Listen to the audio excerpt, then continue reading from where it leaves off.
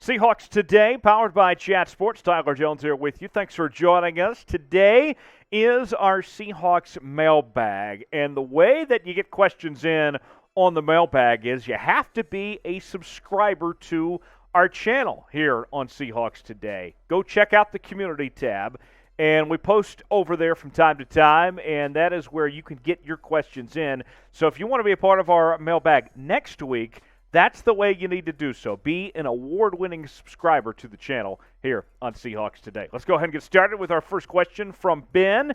Ben wants to know, who should Seattle draft this year? Well, let's look at two different options for the Seahawks. The pick at number 9 and then the picks that they hold back-to-back in the second round. Starting with that first pick, which is a top 10 for the pick for the Seahawks, something they didn't have prior to the Russell Wilson trade. And these are kind of best-case scenario options for Seattle of what we're going to look at here. If Kayvon Thibodeau from Oregon is still available at 9, you take him. That is something that you have to take advantage of if he's still around at that point. But if not, Charles Cross, we've talked about him a lot on this show. He would be a solid choice. You have a need at cornerback as well. I think Ahmad Gardner and Derek Stingley Jr. are two really good options as well if you decide to go that route. And then there's Tyler Linderbaum from Iowa as well, which a lot of people are saying this is a guy that is one of the sure bets of this draft. You're talking about somebody that has a very good chance to not be a bust in this league with the effort that he puts in, his style of play there on the offensive line. So there's some options there at number 9. Now, also for the Seahawks, they have 2 early picks in the second round, back-to-back at 41 and 42. And obviously this team needs a quarterback. Matt Corral, if he is still there, would be really good. You might be able to package those picks and trade up a little bit. If he's still not there at 41 and 42, that could be a way to go, trade up if that's the guy you want at quarterback. David Ajabo at edge from Michigan could be an option as well. He could slip down after the injury that he suffered in the offseason. Christian Harris from Alabama could be one way. Nick Bonito out of Oklahoma, another very good edge rusher, could be an option. And then also in the offensive line, if you haven't got that tackle in the first round, Darian Kennard out of Kentucky could also be an option there as well. But I got to tell you, folks, Matt Corral, I think, could be a nice find if he's still available for the Seahawks there at either pick at 41 or 42, or if they need to trade up a little bit to the end of the first round, beginning of the second round. This is somebody that I think has all the intangibles. It's just that injury that he suffered in the Sugar Bowl that could potentially hold him back. He had a solid year this past year. He's a terrific runner as well, played in a great system under Lane Kiffin there at Ole Miss. I would not forget about the buffet dinner that he can be serving up on defenses this upcoming season. Matt Corral could be a decent option for the Seahawks there at quarterback. Now, we want to hear from you guys. Who do you think the Seahawks should draft at that number 9 spot? Tell us in the comments and let your voice be heard. Maybe John Schneider or Pete Carroll are checking the comments. And we're going to have the ad break here in just a moment. And while the ad's going on, that's your chance to sound off and tell us who you think should be that pick there here on Seahawks Today. Let your voice be heard. Another question comes from Mark. Mark wants to know, other than quarterback, what is Seattle's biggest need and how can they address it? I think it's the offensive line, in particular the offensive tackle spot. Charles Cross seems like a natural fit for the Seahawks at number 9 there, assuming that Kayvon Thibodeau isn't available at that spot. Here is somebody that last season just allowed 2 sacks, 14 hurries, all the intangibles you could ask for from a left tackle. I think that's the way that you go for the Seahawks. When you talk needs, beyond just the quarterback, you have to get somebody to protect whoever your quarterback is, and Charles Cross could be a good start there. Next question is, what is your confidence level of Seattle drafting the right players? Well, here's what I would look at, Ben, is that when you talk about this Seattle Seahawks organization, they have stability, right? a future Hall of Fame head coach in Pete Carroll. John Schneider, who's done a very good job at GM over the years, and now they're about to try to rebuild this thing, essentially, right? The post-Russell Wilson era. And, I like what I've seen from these guys historically speaking, where I feel good about what their scouting department can put together when it comes to this draft, but ultimately it's a we'll-see scenario here. I'd put my confidence level somewhere between 75 and 85% that they'll do a solid job when it comes to this draft. Now, speaking of the draft, great chance to look like the Seahawks here, as our friends at Fanatics have some awesome draft hats for you if you want to wear the baseball cap, the flat bill that you see on your screen right now, all sorts of options for you. And the easiest way to do so is checking out chatsports.com/Seahawks draft.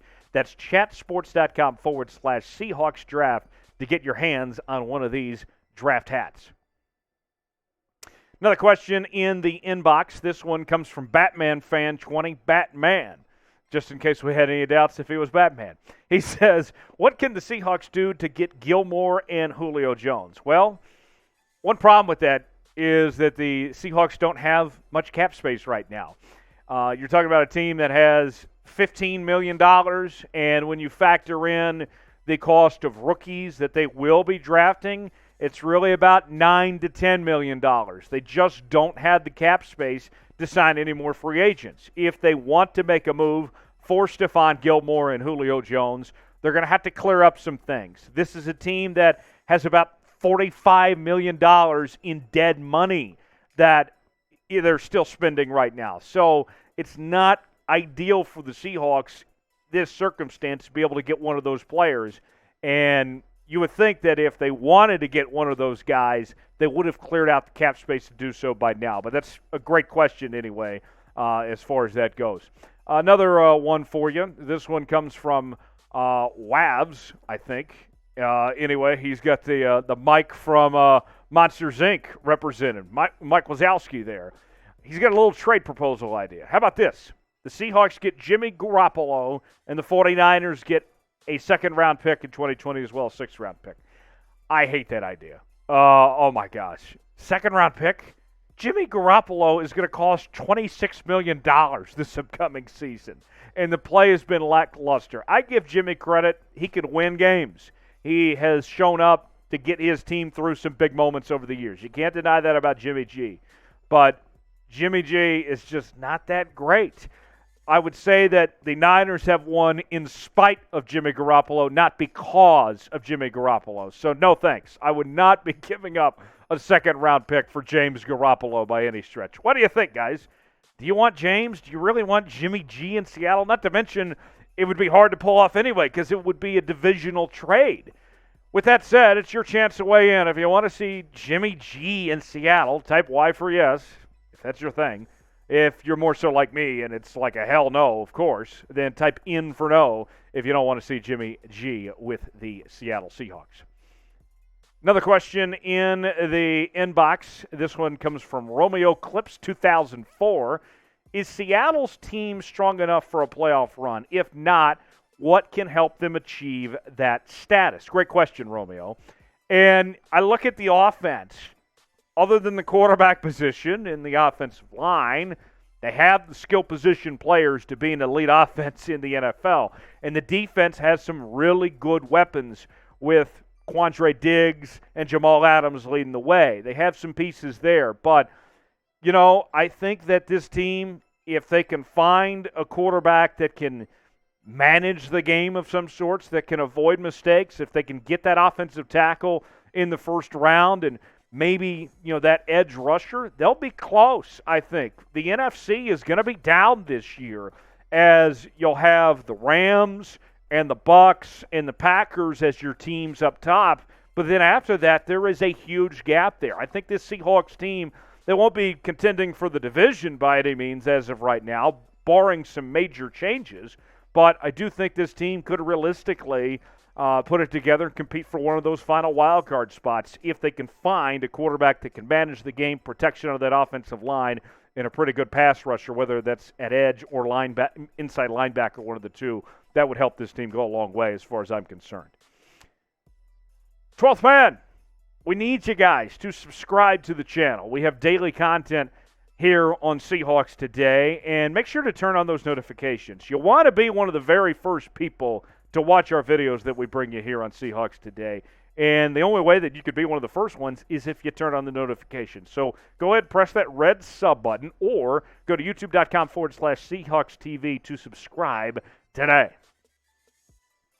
Another question. This one comes from Chris. Chris wants to know how much carnage will B. Wags, that's Bobby Wagner, by the way, cause against the Seahawks.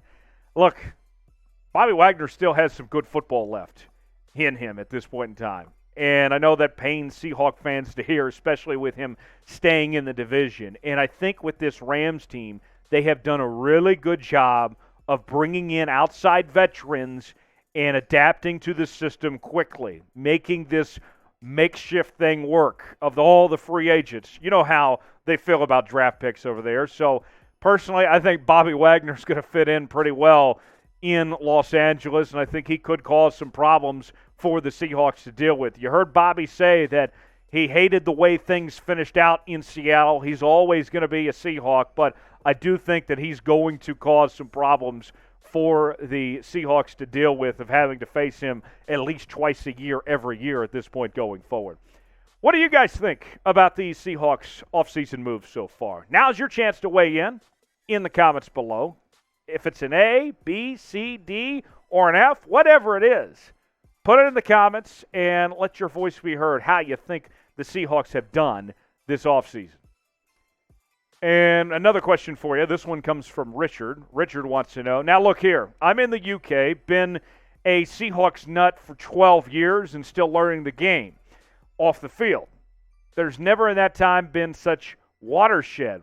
Why are they not promoting our Geno Smith? He has deserved a lot from last season. And I got to tell you, Geno Smith is not that guy. Geno Smith, he showed a couple signs here and there, but he's had plenty of opportunities since he came into the National Football League, back in the mid-2010s. And you look at what he did with the Jets and kind of the journeyman route that he's been on, he's just never really fit in. He is a backup, and not to mention he's coming off a DUI as well. I know Pete Carroll has said that he wouldn't mind bringing back Geno Smith to the fold, but I don't really think that's the solution for this Seahawks team right now. I think they need to think bigger, whether it's drafting a quarterback or trading for a veteran of some sorts. Geno Smith, he's not even the best free agent quarterback out there. I'd take Cam Newton or Ryan Fitzpatrick before I'd bring in Geno Smith personally, but that's just me.